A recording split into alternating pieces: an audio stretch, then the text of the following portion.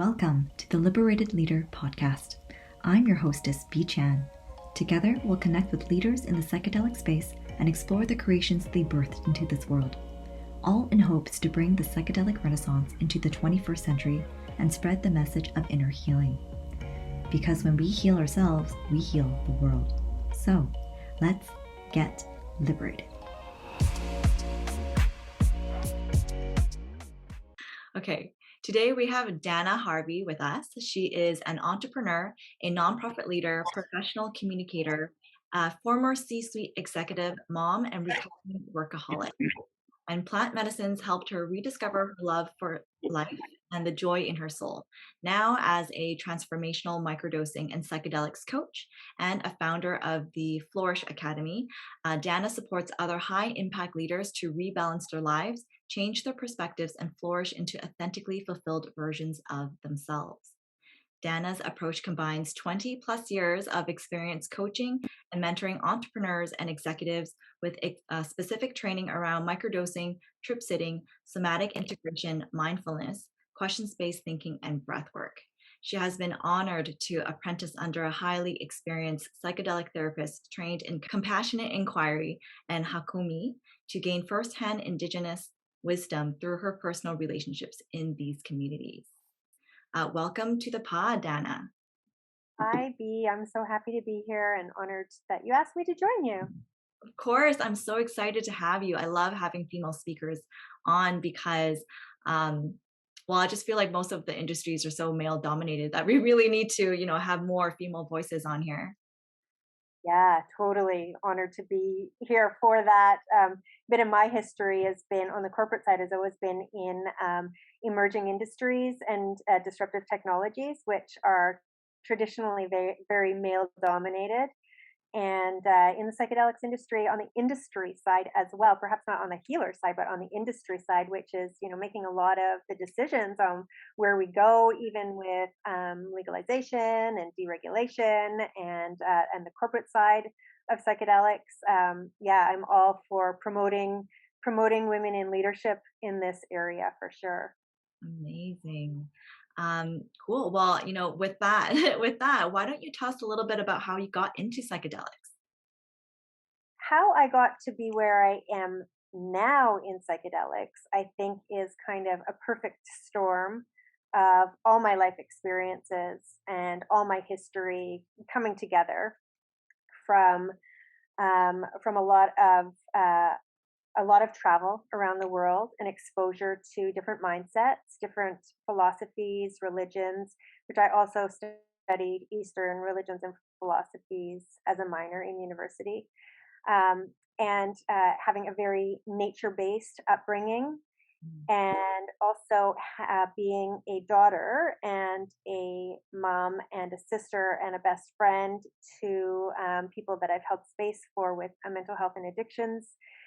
And coming from a long line of highly intuitive Irish women, just kind of everything has come together to be where I am now. However, how I specifically got here, for my kind of aha moment, was from a very corporate side. So as I mentioned, my history, my corporate history, my work history has been very, very corporate for all my career in the communications field, and culminating in multiple C-suite roles in emerging industries, disruptive technologies, which of course seduced me and enticed me to be working on the corporate side of psychedelics, where I was chief communications officer for one of the leading global publicly traded companies. So I headed up all of their communications as well as their investor relations. Mm-hmm.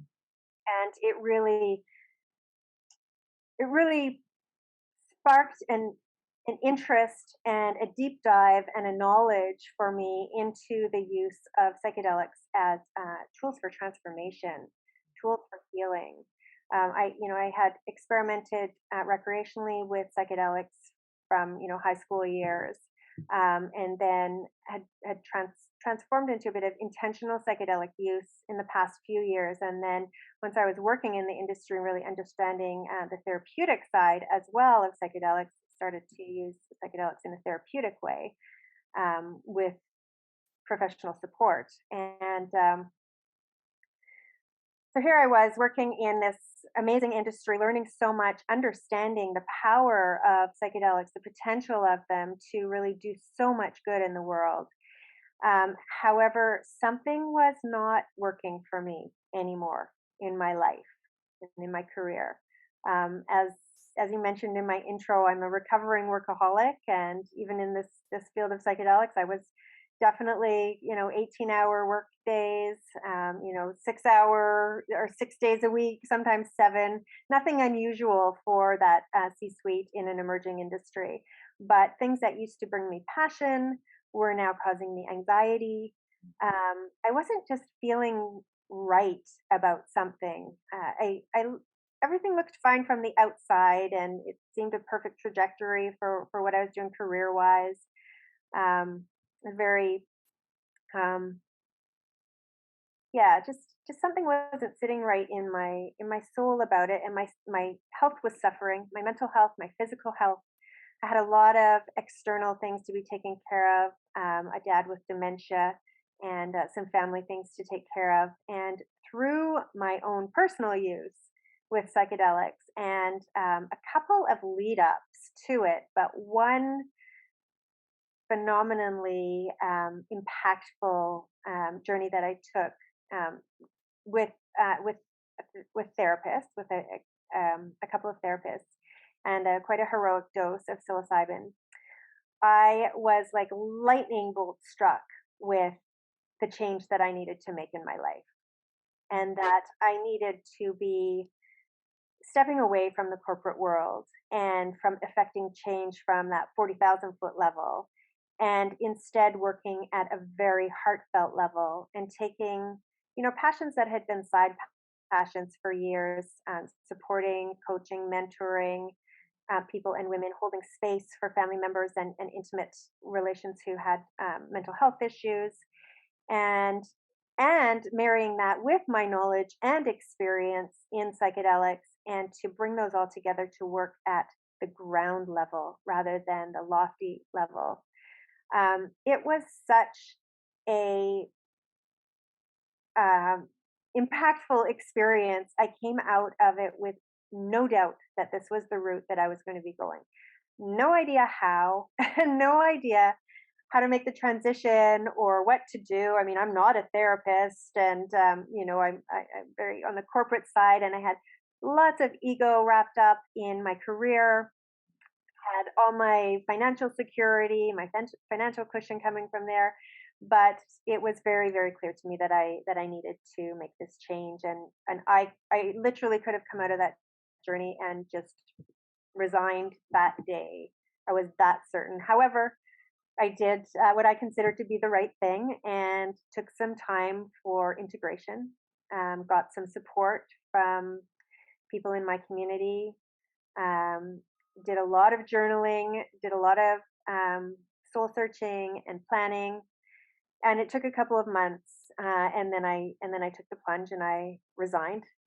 And I didn't go. It took me 3 times to resign, actually, but I made it. And I didn't go straight into offering services on the psychedelic side because I knew that I had more work to do on my own, and also to shift my knowledge and my learning, what I was soaking up from that sort of medicalized psychedelic side, and the corporate public company side, into really sort of more the healing modality side, and decide where and how I could really use the combination of gifts and knowledge that I have to make, to help and to serve and to help other people who were maybe going through the same kind of things that I was going through. Not to help them necessarily quit their jobs and walk away, but to find their authentic success. The success that comes from knowing yourself and loving yourself and being confident in your decisions in your life, not from what the external world might be telling us success is. So that led me to doing what I'm doing now. Mhm. Wow, what a purposeful and meaningful transition to be coming down from the 40,000 feet and onto the ground, working with people hand in hand. Yeah, and it's extremely fulfilling. I don't for a second regret Mhm. shift or the change for me. And it's a good time to put in a caveat that within the psychedelic realm, there's a lot of divisions. There's a lot of divisions around the underground healing and the corporate medicalized route, which leads into legalization versus deregulation. Also, the cultural appropriation topics. Yeah, there are a lot of factions within this world, and I really want to stress that I do believe that these big corporates are playing a really significant and valuable, powerful role in the destigmatization of psychedelics and the educating the mainstream about psychedelics and making them accessible, potentially through healthcare systems, through insurance to people who otherwise wouldn't be able to access them. So I do see, I see abundance. I see the ability for all of us to be here. But the company that I left, I have great respect for what they're doing in the world. And yeah, I'm just pleased for me personally that I can be serving at this more heartfelt and grassroots level for myself. That's a really good point that you made about the corporations playing a really big role in destigmatizing and really educating the public, because I do think a lot of people, for whatever reason, have a lot of hate for like companies and business and corporations. Meanwhile, like they're a very healthy and necessary part of our ecosystem, of any ecosystem, really. So thank you for making that point. You said something earlier that I really wanted to dig into a little bit more. You said you went from recreational to intentional to therapeutic use. And so I would love to ask, what is your definition of, well, what is the difference between intentional and therapeutic use? Okay, that's a really good question. Intentional psychedelic use is using psychedelics as a tool to go inside and to explore yourself and to see and talk to parts of yourself that perhaps you haven't seen and talked to before. It's where you are spending time to really prepare for a psychedelic journey by questioning why you're taking this journey, creating an intention for the journey, setting up an appropriate set and setting to be able to get out of it what you're going in to explore, and then doing on the flip side doing the integration work afterwards. So not just collecting an experience or doing it recreationally or experimenting, but taking whatever insights you get and making shifts in your life, finding out how and where you can make shifts in your life to be able to make the most of those insights you've gained. You've shaken up your whole neuro system and you have this opportunity to make changes and make shifts and to have new thought patterns and new neuro connections that you didn't have before. But if you don't do the work afterwards, you're simply going to go back to where you were before. It will become just an experience without that integration work on the other side. So, intentional psychedelic use, I think, is really involves the cushioning of thorough preparation and thorough integration, and an understanding that that is how and where the magic happens, and that we have our own internal healers, our own internal knowledge and wisdom that can be tapped into um, through the use of psychedelics if we do the work on either side.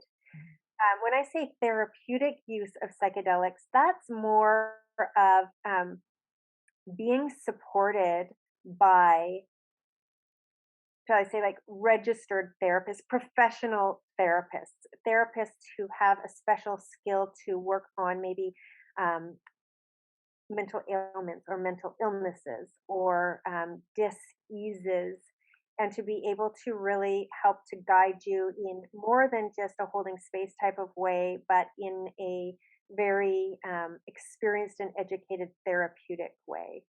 And I think for me as well, that's where I make a distinction with myself is that I am not a therapist. I don't have that training. I don't have those skills, and I don't profess to. However, I do have a great network of plant medicine friendly therapists that I refer many of my clients to who may have specific indications that need the support of someone who is experienced and educated in therapeutic support. I'm a coach, a guide, a mentor, a space holder.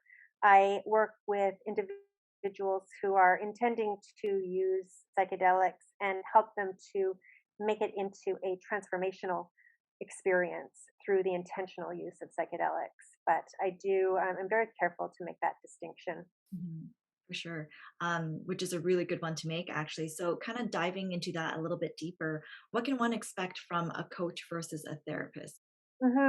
Yeah, I think it is a fine line, but a therapist actually just brings a lot of different modalities and ways of questioning than a coach or a mentor can really give you. I can give you more education and a lot of questions based support, and I can help to lead you into looking at the future. Therapists have a really great skill of helping you to explore the past. Mhm. And I think that is one of the important distinctions between a therapist and a coach or a guide mentor. That's a good one to know. Can you tell us a bit about the Flourish Academy? Sure. Well, the Flourish Academy was kind of just the name that I chose for when I decided to go um, into this field of work because I feel that this is what I'm helping people to do. And what I've experienced is that flourishing into the beautiful, authentic, satisfied, content, blissful versions of ourselves. And, in order for a garden to flourish, there's a lot of work that needs to be done, right? And even if you look at your garden, the garden of your soul, maybe, the garden of your spirit, where psychedelics can take you is into that garden. And when you go into that garden, you may see beautiful fruiting orchards. You may see gorgeous flowers and just lush gardens of your soul. Or you may go into the compost, the weeds, the shit, the digging that you need to do, and the work that you need to do in order to get to where you can flourish. So that was kind of the impetus behind the name and the meaning for flourish and how it coincides with psychedelic work. And the Flourish Academy itself has actually flourished into a really beautiful community, mostly through our presence on Clubhouse, where we run rooms Tuesday through to Friday every week at 8 a.m. Pacific. We have one room that's called Haya Moon's Multiverse, and that is where my co-moderator Haya Moon talks about sort of um, a very topical topic. So, what's in the news? What's really breaking right now? What's going on in the psychedelic world or in the different modalities? Things that are really top of mind for people. So we can sort of what we can't slot into our other rooms gets to be talked about in Hyman's multiverse. But specifically on Wednesdays, we have a room that is called Cannabis, Entheogens, and Women's Wellness. So I think the topics are quite self-explanatory. And on Thursdays, we host a room called Psychedelic Microdosing 101. And on Friday mornings, we host a room called Psychedelic Tripsitters 101. And we've been running these rooms for over 9 months now. And it's just turned into an amazing, supportive community. We alternate weeks. We have every second week, we have a guest speaker. So we've had some amazing guest speakers from a psychedelic ethicist, Dr. Sandra Dreisbach, to some very renowned guides such as Sarah Hope, through to some more educational coaching corporate side like Paul Austin, the founder of the Third Wave. So we have guest speakers. And then every second week, we have what we call our integration week, which is an open forum room where, just as a community, everyone's invited to share whatever's on their mind relevant to the topic. We sort of integrate the learnings from the week before when the guest speaker was there. And this community was just something I started as a way to hold space for these conversations, and it's just floored me as to what this beautiful, strong community that's been built. There are people that come to every single room every single week. And the feedback is they used to get up at 9 o'clock and now they set their alarms to get up at 8 and have their coffee with the Flourish Academy because of the supportive environment and community they have, to other people who are going into the field of guiding or trip sitting or microdose coaching, and feeling that they get such an education from being in the rooms that it's as good as, signing up for an expensive course somewhere and going into into some programs. They get just as much coming to our room. So I feel just super honored to hold the space in those communities. And I do feel that in this realm of psychedelics, community is critical. It's essential. We're talking about, we're at a very base level, we're talking about things that are, in most cases, in many cases, still illegal. So we need to be in a safe environment. We need to find like-minded people who are also interested in exploring their souls and their beings, and who are interested in realms of consciousness um, that we don't experience every day. And to that front, we've continued to flourish with the communities. That being, it's always been community's always been really critical for me. I'm an innate, inborn community builder, and so recently also launched at Vancouver Microdosing Community, and in partnership with UB, we've launched the Vancouver Women in Psychedelics and Entheogens communities. So just creating safe spaces where people can come together and share their ideas and be safely supported and educated. Yeah, definitely agree. I think having a place where people feel safe to really talk about their experiences with things that are still legal at this point is such a crucial and important bit of really bringing this movement back and moving it forward as well. How did you grow the community on Clubhouse? It grew organically, really. I'm involved in a number of communities on Signal. So I would, post that I was having these rooms in Signal. But that was about it. People just came, and through word of mouth, they invited other people. And I can't even really tell you how it grew. I was not actively promoting it or social mediaing it. I didn't even have guest speakers for the first few months. It was just me holding space for the conversations. But to me, it shows me that these spaces, these communities, and these conversations are being sought out. People need them and want them. And if we create them, the people will come. Definitely, definitely. I can attest to that. I feel like I've been trying to find a community locally, and I think that's the part of the reason why, when you mentioned that you wanted to start the Women in Psychedelics meetup, like I'm totally on board and in. Let's do it and see who comes out. Yeah. And I think also, supporting women particularly has always been a passion of mine. Having grown my career in these disruptive technologies and emerging industries that are male dominated, I felt a calling from the very early days to find other women who I could be supported by and who I could support,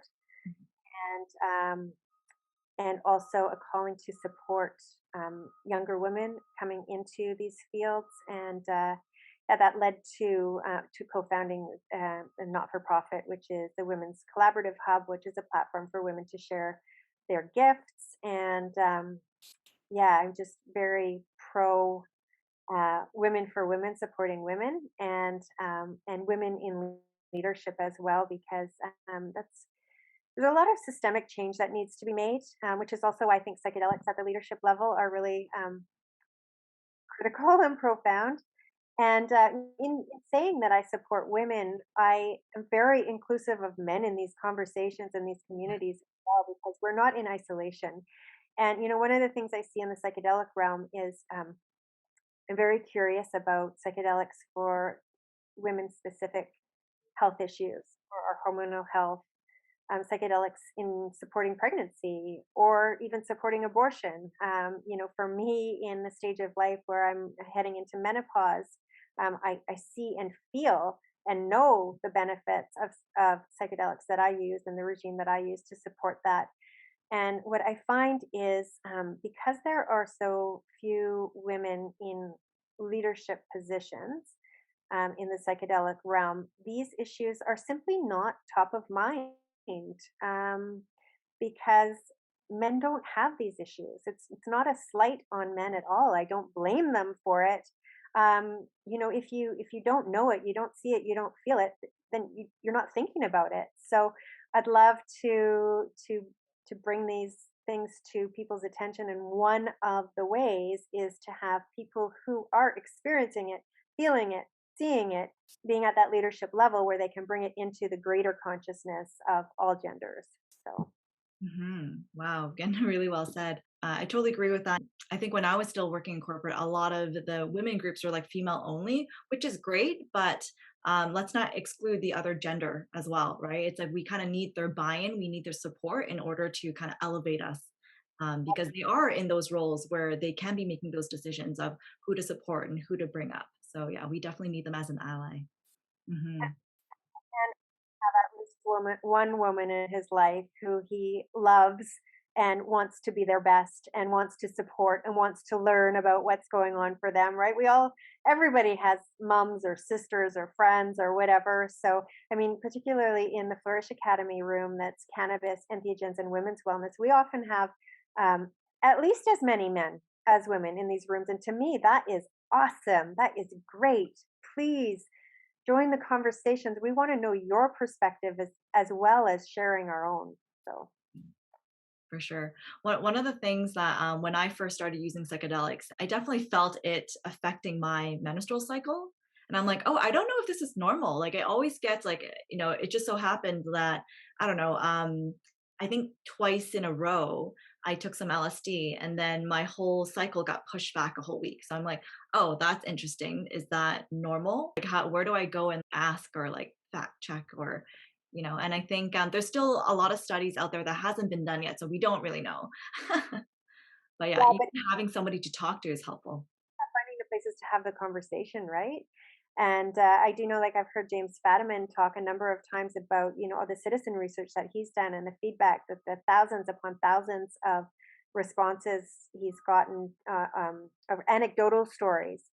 And one of the major ones is around menstrual cycles and PMS and women who have had super heavy, super debilitating, mentally or physically debilitating premenstrual symptoms, are finding with microdosing that they are extremely alleviated. Like maybe not disappear, but come down into kind of the normal realm.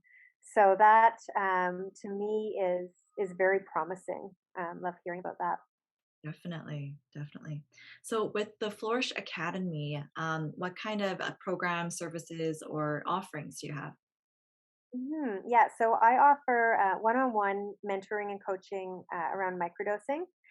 Um, I work usually on 8 or 12 week coaching cycles, and they are really transformational microdosing. I call them transformational microdosing because they're transformational mindset coaching with plant medicine incorporated. So when I start working with people, the plant medicine doesn't come in right away. The education around plant medicine comes in right away. But we start working on mindset first because I truly believe that we all have our own innate healers, our own innate wisdom, and we have the power to create new neural connections and to create our own destiny. Um, we can do that. We are amazing beings. And incorporating plant medicine into those transformations, to me, it's like just a boost. And it just makes it easier to make those shifts in the mindset where we have plant medicine supporting us and also sometimes taking us to places that we didn't know we needed to go, and shifts that we didn't know we needed to make. And we could do all the mindset work we want. We may still not have had that enlightenment that can come from the plant medicine. So I love doing that work. And I also do that in small groups of, 8 to 12 people that will work together. I love holding. Again, I work with both genders, but I particularly love communities of women working together. So I provide that, and I also provide the on the macro side support with intentional psychedelic use. So supporting in the preparation and guiding, mentoring through the preparation. I do, sitting and guiding through the trip itself, and then particularly the integration work afterwards, and making sense of the insights, and again making mindset and lifestyle shifts to support the enlightenment that you may receive from plant medicines. Mhm. Can you talk to us a bit about the difference between microdosing and macrodosing? Sure. They are just in my mind. They're completely different, different things. They're completely different journeys. So microdosing, of course, is the practice of taking subperceptual doses of psychedelic medicines, which is 1/10 to 1/20th of a recreational or therapeutic dose over the course of time with a specific intention. A lot of people are finding out about psychedelics and hearing about the promise of psychedelics and starting to understand that the stigma around them may be not founded, and hearing peers who have used psychedelics, and they want to dip their toe into this realm. They're interested in making changes, they don't know how, and they may be quite fear based. There is still a lot of fear and stigma around psychedelic use. So, microdosing can be very beneficial for people who are just dipping their toe into psychedelics. It's a very gentle way to be able to experience some of these shifts that can come from psychedelic use. Mhm. So, that is often where people start their journey with psychedelics. On the flip side, microdosing can also be very, very beneficial in the lead up to a macro journey, Mhm. and also to integrate the macro journey afterwards, because microdosing has the same kind of neurological uh, impact on your brain as macrodosing, as in that it does open up the increases neuroplasticity, opens up neural connections, and so if you're coming out of a journey, it can help you to keep those new neural pathways that have opened up through your journey, to keep them open and keep them flexible and keep you growing. Mhm. On the prep side, they can help to start that new neurogenesis forming, and create some plasticity in the neural connections that can make a macro journey more profound. That being said, which is a whole other topic, I do always recommend a break between microdosing and macrodosing on both sides. Um, but that's more of a technical thing to talk about. Macro journeys are are macro journeys. They're taking a larger dose of a psychedelic, one that can really catapult you into another realm of consciousness, that can really bring you face to face with spiritual entities, and really have massively profound effects. They can take you to revisit experiences that you've had in your past from a completely different perspective. And they do have, as I said, microdosing is subperceptual, and you won't have any hallucinogenic effects. The hallucinogenic effects of the macro journey can be part of that profound experience, and and should be and can be expected. So yeah, hopefully that gives you a little bit of a differentiation between the two. Definitely. I learned something new that microdosing can supplement your macrodose. I was like, oh, okay. Yeah, I can see. Can definitely see that happening. Would you have like a range for what is a macrodose? Oh, it really depends on which substance you're using. Also your height, your weight, also your whole physiological makeup, also your intention. Why you are taking, why you're choosing to undergo a macro journey. So I would really I would hate to put a range on that. Actually, it's just I find it so individual and so specific. And it's not, you don't have to have a heroic dose for it to be a macro journey and for it to be impactful. So yeah, I think I'd rather sort of discuss those one on one with people based on so many factors. I don't have one specific guideline that I'm comfortable with. Okay, sounds good. Is there so if somebody does want to find like the macro dose that would be good for them, is there like a template or formula or something online that they can search up? That's a good question. I would point people to the third wave for those kind of guidelines. Again, because there are so many psychedelic medicines. I could speak to the two that I'm most familiar with, which are MDMA and psilocybin. But even for those, the third wave is an awesome educational platform, and they do have those guidelines that could help you to make those decisions if you're solo journeying or just trying to get a sense of it for yourself. For sure. You were speaking earlier about the neural pathways forming, and it just that reminded me of one of my trips. I was on LSD, and I literally felt it forming, like in my brain. It was like building. Yeah, it was like building itself, just creating itself. And then even a couple days later, I still kind of I didn't feel it, but I knew that a thought that I had it linked to another one that I normally would not have connected it to. So I'm just like, wow, it's still working, even though I'm completely sober and it's out of my system. Oh, amazing. Absolutely. So many analogies out there too for that whole, new neural connections. But one of them, I think it's James Fadiman actually, that talks about the symphony of different parts of you, in your psyche, in your brain. And most of the time they're all individual orchestra players, and they're playing their own orchestra, their own music. And then with the help of psychedelic, it kind of brings it into an orchestra where they are all listening to each other and playing with each other and communicating with each other. And I really like that Mhm. analogy out of many that are out there. Yeah, that's really cool. Like a conductor, basically. Yeah, yeah. The psychedelic is the conductor bringing all the pieces together. And yeah, it's awesome. Amazing. What would you say is one of the biggest misconceptions the people or the public have about being a psychedelic coach? The biggest misconception is that psychedelics are a magic cure, a magic bullet, a magic cure.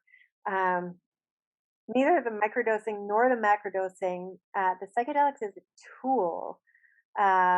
It opens the door. You need to walk through the door, and you need to know where you want to get to on the other side of the door. And it takes, in order for psychedelics to be transformational, um, you need to do the work. You need to do the work. The psychedelics don't do the work. They just are a catalyst, and I said they open the door. And I think that is, with the current kind of mainstreaming of psychedelics and the whole Nine Perfect Strangers stuff, and people are just thinking like, oh, I'm going to, and even because of the headlines that are needed to catch the public's attention with for the positive effects benefits of psychedelics, the headlines are that psychedelics cure. Mm, um, so I understand that, and I understand how that's bringing it into the public realm, but it does lead to a misconception that psychedelics are the cure, and to be honest, they aren't a cure. We are our own inner healers, and and these are fantastic tools to help us and to support us. So, yeah. That's a really good one. And I so resonate with that because I've had at least 3 conversations with my own friends, something like, "I'm not feeling very productive, so I wanna take this thing and it'll just make me focus." That's not why I would recommend it for you. Yeah, and it plays on the whole pharmaceutical model that we are so used to doing. Mm, So, people are microdosing now. They're just like, oh, I'm just going to pop this pill in the morning and get on with my day, and it's all of a sudden going to make me more creative, or feel better, or sleep better, or not be, abusing substances or whatever it might be. And it's like doesn't exactly work that way. And I feel that because I know that I feel a responsibility. I feel like that's a lot of my role is to help educate people and to help give people the confidence to know that um, whatever solution they're looking for, where they're going to find it is within themselves. So to have a reverence and a respect for psychedelics as that catalyst and a tool, but not a reliance on it, and that confidence to rely on ourselves and to believe in ourselves and to listen to our intuition and to develop our inner wisdom. mhm, totally agree. What would you say is a top trend that's happening in our space right now? Hmm. Top trend in our space. Um,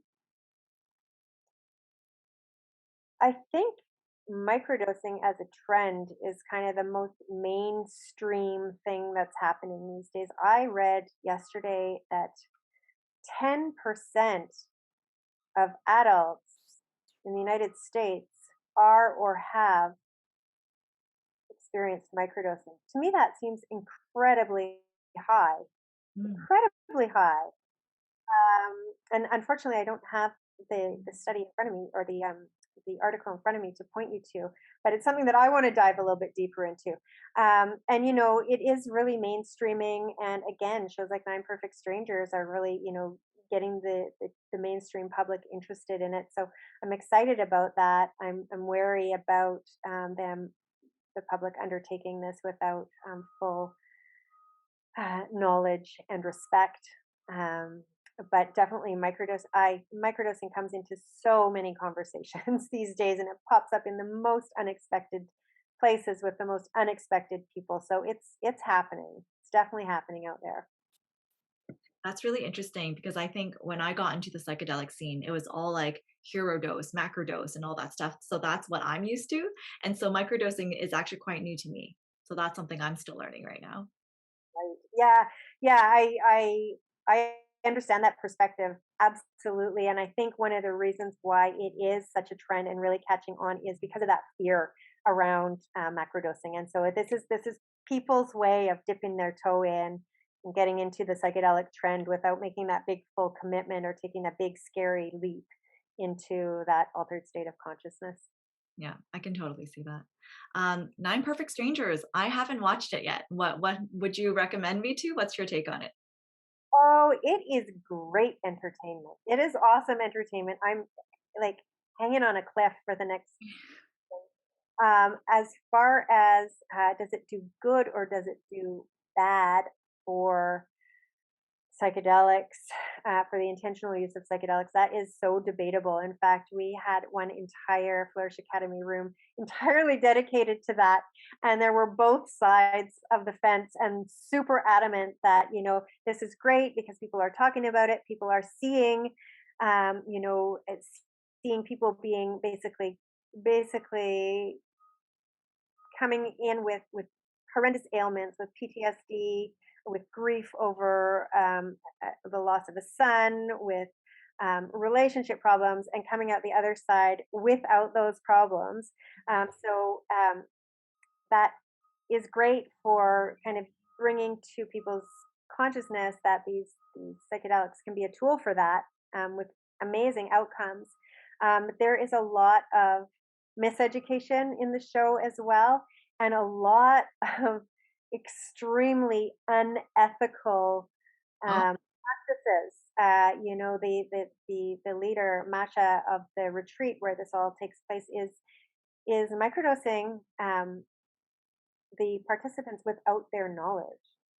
So Mm, that's just one. And also, I wouldn't call what she is administering microdoses. Um, and when starts off with microdoses, but microdoses like 5 times a day, which kind of adds up into not being an effective or educated or safe way to microdose. So I kind of call the show Two Lies and a Truth. mhm. And so, but it, as I said, it's Hollywood, it's educational, it is helping to lead to bringing it to people's minds, and helping with some of the destigmatization. So it has a role. It has a role. I'm wary of some of the unethical um, and Hollywoodized things that are portrayed in it. So Yeah. I guess I'm fence sitting there, but it's, Two it's sides of a coin. Yeah, that's good. Well, I can't wait to start on the first episode. What is next for you? what is next for me is a road trip down to Mexico from here Ooh, in Vancouver. very nice. When is that happening? Yeah, I'm actually wrapping up my clients right now to sort of have my plate cleared for the month of December. I do intend to continue my communities from the road, but taking some time and space for me, for us in this realm, if we're guiding, if we're holding space, if we're um, you know, really giving a lot of ourselves to other people, we need to make sure that we take the space for ourselves as well and that we do our own work. And that is my intention for the month of December and a little bit into January. And I'm sure that that will also um, give some flavor and structure to what comes next for the Flourish Academy when I have some time to remove myself and just see where the road may take me. Mhm. Definitely. Self care for people who care for others is so important. It comes as an afterthought sometimes, I think, for people in the helping industry for sure. Absolutely. Yeah. Mm, yeah. Whereabouts in Mexico? All around? Oh, that's such a good question. As we've been debating, um, I think right now we're going to drive down from Vancouver, drive down the California coast, and into Baja, and then take a cargo ferry across into Mazatlan and go along that coast of the Mazatlan, Puerto Vallarta, kind of Sayulita coast. Hoping to make some great connections along the way. And I have a very strong medicine community down in California that I'll be dropping into. But as I am telling them, like I can't tell you what day or when. You're going to find out when I get there because this trip is absolutely going to take us where the wind blows us, and that is myself and my husband, who I married in August. So this is kind of our belated honeymoon in time for us to just just see where we go. Those are the best type of trips, right? Absolutely. Oh, I just can't wait. We're just getting our van ready. Got the bed built. We're working on the canopy and just yeah, it's gonna so freeing to go in a van too because we don't need to book accommodations or worry about where we're gonna stay. So it just gives us that ultimate freedom that I'm really looking forward to. Definitely. RV life all the way. Absolutely. So before we go into the lightning round, where can our listeners connect with you online? Oh, that's such a great question. So, theflourishacademy.org is my website. You can find out about more me personally more and sort of the career that brought me here, the path through my LinkedIn, which is at Dana Harvey. The Flourish Academy has social channels on Facebook, Instagram, Twitter, and I think that's all of them. So you can just look up the Flourish Academy there. And the biggest place that I would love for people to connect with me is in the Flourish Academy Club on Clubhouse and to join in that community and the rooms there. So just if you just go to get on Clubhouse, first of all, if you need an invitation because it's invite only to get onto Clubhouse, reach out to me through one of my other channels. I'll get you an invitation. And then once you're in Clubhouse, just search under clubs for the Flourish Academy, click to follow, and then you will be alerted to all of our rooms as they happen. Amazing. Okay, lightning round. So this is how it works. I'm going to ask you a series of questions, and you can answer with the first thing that comes to your mind in one word or one sentence. Okay. What's the biggest limiting belief that you discovered about yourself? Uh, the biggest limiting belief is that I don't know enough yet. Mm.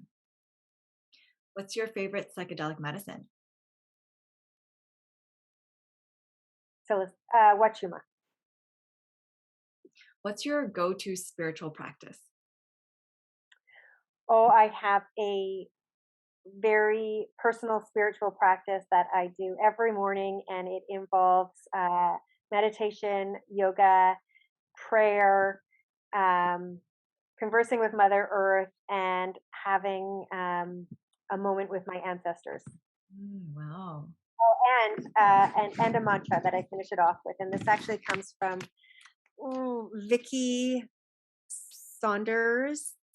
She runs an organization called CEO, but I found that this saying that she had is so powerful. I repeat it every single morning when I to close off my practice, and it goes like this: "This is who I am. It's good that I'm like this. I can depend on what I know and what I do to take meaningful action in this world." And then I finish it by putting my hands in a heart shape, looking up through it and saying, I love my life. And Oh, then it's go time. yeah. But then it's go time. Wow, that's a pretty powerful statement. Right? Yeah. Yeah. I share that with as many people as I can because it's just yeah, powerful. Thank you so much for sharing. Okay, what makes you smile unexpectedly? My kids, even though they're grown up, they still bring a smile to my face. What's your guilty pleasure? Um, my guilty pleasure will be an occasional Netflix binge, like watching Nine Perfect Strangers all in one night. Yeah, Uh, so when I hear about really good series, I'll often indulge myself. that's not that bad. What's the latest lesson that you learned? Oh, the latest lesson, it's just a recurring lesson actually. It's one that my mom told me from a very young age. I didn't understand it for the longest time. I often chose to take it out of context to serve my purposes. But the lesson is if it feels good, do it. Mm, And that is just simply, you know what's best. And if you tune in and listen to your gut, your intuition, and if it feels good, just do it. mhm. Like Nike. Just do it. Exactly. Do you have a favorite quote? Um, yes, it is an African proverb, and it says, "If you want to go fast, go alone. If you want to go far, go together." And I think that's so impactful to me, and that's why I am just innately a community builder. I just absolutely believe in that philosophy. Totally agree. Last question here. What do you want the world to know?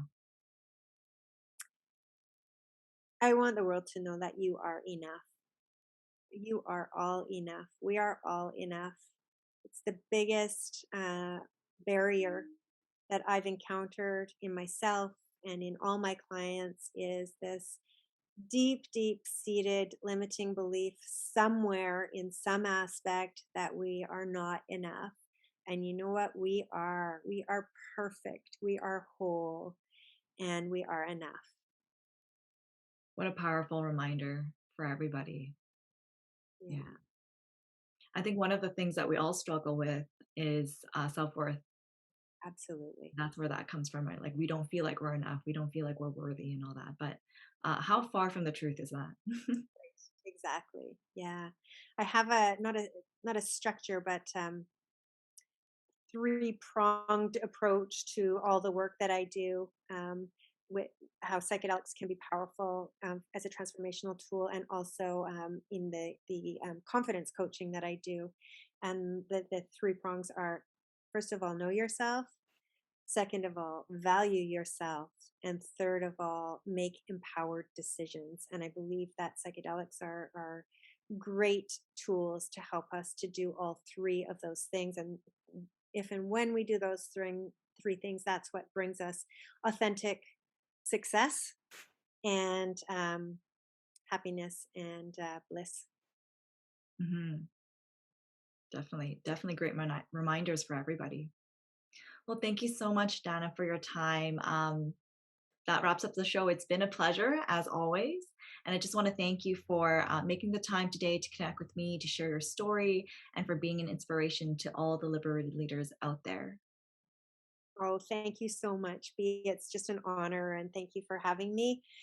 And yeah, I am honored not only to be here, but also to be a partner with you in the Vancouver Women in Psychedelics and Entheogens, and have the opportunity to dive deeper and do more work with you as we go forward. So thank you also for being an inspiration.